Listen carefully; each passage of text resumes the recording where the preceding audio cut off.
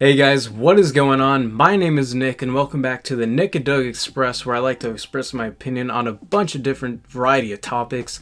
Today's video is especially dedicated to Judd Apatow's films. He's made about 6. I just watched Staten Island last night, so it's fresh in my mind. Since it's his 6th film, kind of makes it a decent number to rank his films, and I thoroughly enjoy talking about movies, and rankings is one of my favorite things to do. I love making lists. I love just talking different subject matters, especially with an interesting filmmaker like Judd Apatow. So without going on too far in a tangent there, let's get in this list. So coming in at number 6 is This Is 40. So This Is 40 is...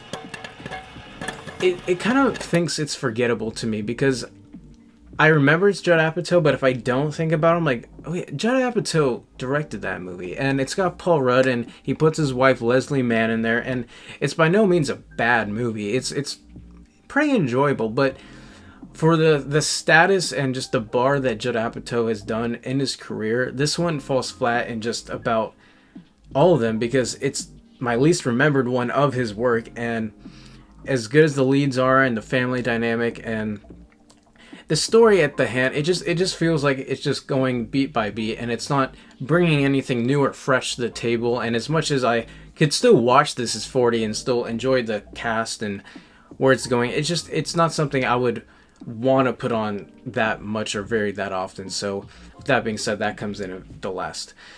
Number 5 is Funny People. Now this is kind of on par in terms, at least in my head, with This Is 40, but it only beats it because when you have Adam Sandler in a Judd Apatow movie, he kind of gives a more, it's not like that much of a better performance, but they try to make him more of a relatable character to an actor because he is an actor, but because he kind of feels washed up, so you kind of like want to give that reign to like somebody like Adam Sandler. Granted, he did Uncut Gems now, so I definitely like that performance a lot.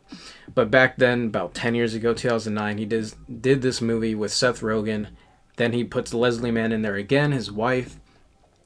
So there's a lot of different things they do. It feels a bit more relatable in terms of a movie and the subjects, and it's not just some family dynamic. It's got more Hollywood type of like, what would these actors do, and like definitely hard R, just like This Is 40. So I'm pretty sure Judd Apatow's always just made rated R movies. Yep, he's only made a rated R movie. So that being said, it's not a bad movie. I haven't watched it in a while, but I do have it fresh in my mind. I do remember the characters and the cast. It's more memorable than This Is 40 in my opinion, but it still doesn't like come to the bar of what Judd Apatow's made from the beginning of his career to even here at this most recent movie. So it comes in number 5. Trainwreck comes in at number 4 because this is where at least it feels like he's invigorating. I believe that's the word. He brings in more freshness to this story. You get Bill Hader. However you feel about Amy Schumer, I don't think I've ever watched her in anything else because everything else she's made just did not appeal to me. This movie I watched because I did like Judd Apatow. I love Bill Hader. He's a big talent. If you haven't seen Barry, you need to check out that show because it's remarkably just unique and special. But this movie, 5 years ago, 2015, there's a lot of different things. It does kind of that Hollywood thing, but it has like just a unique sense of self interest. Like it really knows, or at least Judd Apatow knew what to do when telling the story.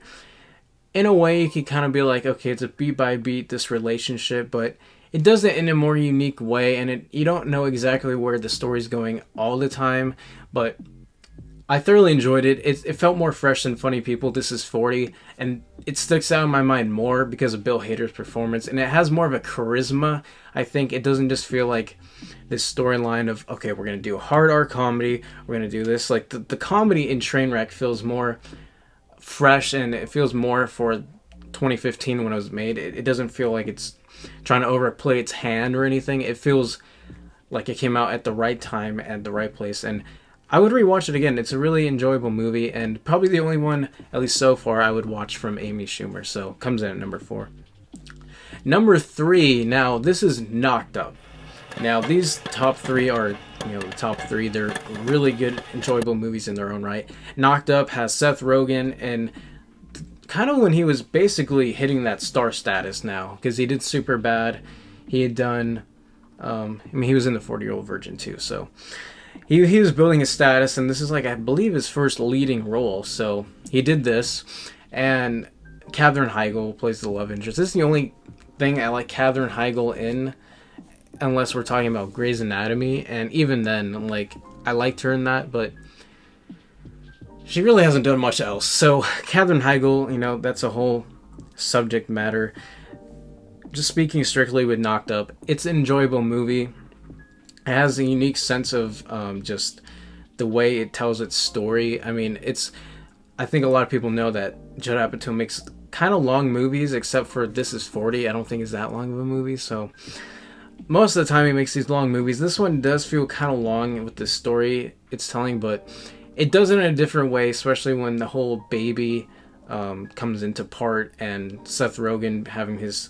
I guess the first real time you see Seth Rogen be Seth Rogen, because he is the leading man, and then you have all the other talent behind the scenes, or not behind the scenes, in the movie, playing the side characters, like Paul Rudd before he was Paul Rudd, and just Martin stars, and Judd Apatow brings all those freaks and geeks, undeclared people, and comes in at 3 just because it's top 3, so it's not that bad of a movie. It's that hard R Judd Apatow.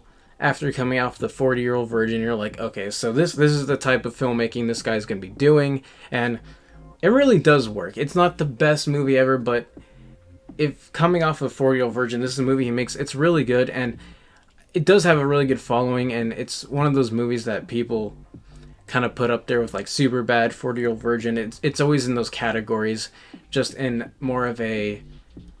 It touches on a different subject matter. Also, it's when Ken Jeong, I think, had his first role, and he really shines. Ken Jeong just knows how to shine, and I just love Ken Jeong already. So if you haven't watched Knocked Up, which probably you have, it's different type of R comedy, but it still has all those rated R raunchy type of jokes in there, but it also has a story that flows from beginning to end, like, it has this purpose, and I really like it. I don't have a kid, but I mean, there's a lot of people that probably can relate to the type of story it's telling, so it's probably another reason why it's so well received.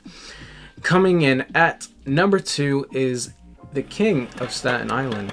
Now, this one I had to really think about, like, number 1, number 2. Obviously, you know what my number 1 is if Staten Island's number 2, but it's not his best movie, but you know what? I think it beats Knocked Up because it's made here in 2020, made 2019, comes in 2020. Pete Davidson's story, obviously it's not exactly told like his real life, but it's really unique, and I didn't know what to expect. I really liked the trailers, and the trailers kind of showed more at the beginning, a little bit at the end, but not that much, and I would rewatch this movie a lot. I really like Pete Davidson's character. First movie, I think he doesn't have Leslie Mann in, possibly.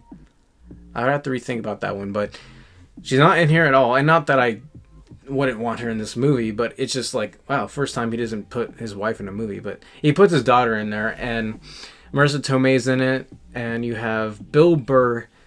I'm so happy for Bill Burr, man. I love Bill Burr, my favorite comedian. I'm just happy he gets a decent role for once, and it's a good role. He did a lot of screen time. He was there a good amount and has a main plot to have in this film, and so maybe that's where I'm a little bit biased, but I just think the story flows a lot. Again, it's kind of long, but at the end of the day, you need to tell the story and have it flow, and I think if you enjoy the character, you enjoy this story, and just trying to find yourself, and also just having a bunch of, in your mid-20s problems, it's like you can relate to it a lot. So by the end, I felt like it was going on a bit long, but I think it ended on a good note. Like, it ended like there was going to be more, but I knew it was going to end when the last scene happened. I was like, okay, this is probably the end now, but it felt like there could be more, so I don't know how they would do a sequel. You probably don't need a sequel to any of these types of movies, but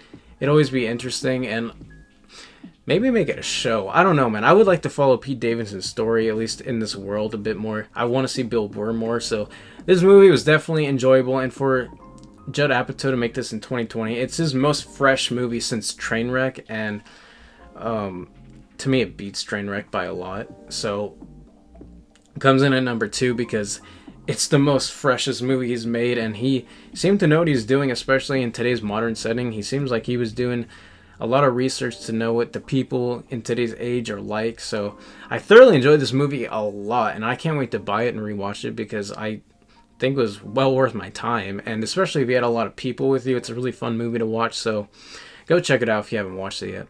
Coming in at number 1, if you haven't guessed, is The 40-Year-Old Virgin. Now, a lot of people be like, Knocked Up, 40-Year-Old Virgin. I like Knocked Up a lot, as I said. But 40-Year-Old Virgin has Steve Carell. Apparently, Steve Carell, he doesn't do a lot of R comedies. And from what I heard, just the stuff he had to do in this movie made him not want to ever do a movie like this again. I mean, I guess he did Crazy Stupid Love, if that's rated R. But just this specific type of Judd Apatow, the raunchy, just the type of, like, I think he liked doing this movie, but it's just one of those things he wouldn't want to do again, I guess, from what I remember learning. And so, I don't know. I really like Steve Carell's performance. This is when he was just starting The Office, so I think a lot of people wanted to see more of him, and that's how they did that second season of The Office, from what I remember.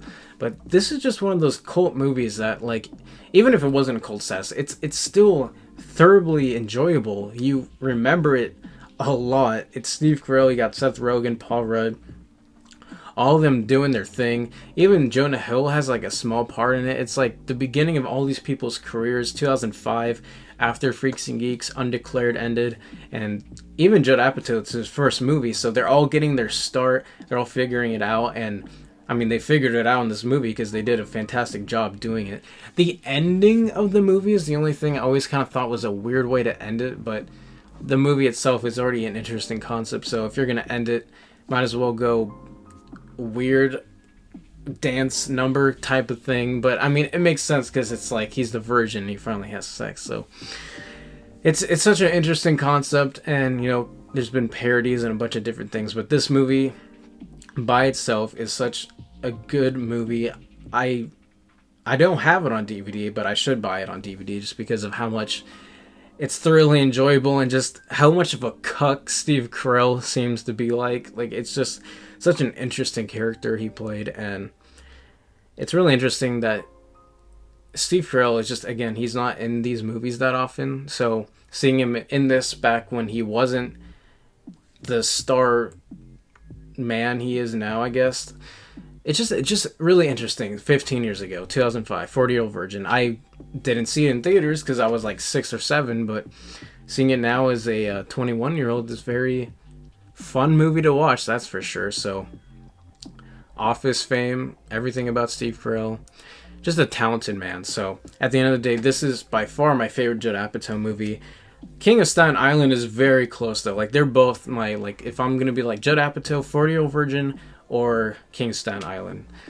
And I mean, Knocked Up would be in there, but at the end of the day, those two are like my go-to. So I hope you enjoyed my list. It's just 6 movies, but I really just wanted to talk about all of his movies. Since he's at number 6 now, it's kind of like an even number in a sense. I mean, it is an even number, so it made sense for me to be like 6 movies. Let's make a ranking list. I want to talk about Judd Apatow, and just gives me something different to talk about on this channel, so I can actually branch out into topics of the film industry and just talk about Judd Apatow, because I feel like not enough people talk about him, especially when the last movie he made was Trainwreck. So I'm glad to see him making a good movie and using his skills as the older he gets to make a fresh movie, because this movie is definitely fresh and it has a new taste and a new sense of identity, especially with Pete Davidson helping, I believe, make the story as well. So I'll be interested to see if Pete Davidson does anything else and if Judd Apatow keeps making movies. So hopefully he gets a better track record now. And yeah, I do like Judd Apatow. So even when his movies don't always come to par, like King of Staten Island or 40-Year-Old Virgin, they're still very enjoyable movies you can put on. So again, I hope you enjoyed this list, guys. Put your list in the comments. I want to hear your expressions of your list, or just Judd Apatow movies, or maybe which specific one you like the most and your variety of Judd Apatow. So hope you enjoyed this video, guys, and I'll see you all in the next one. Peace.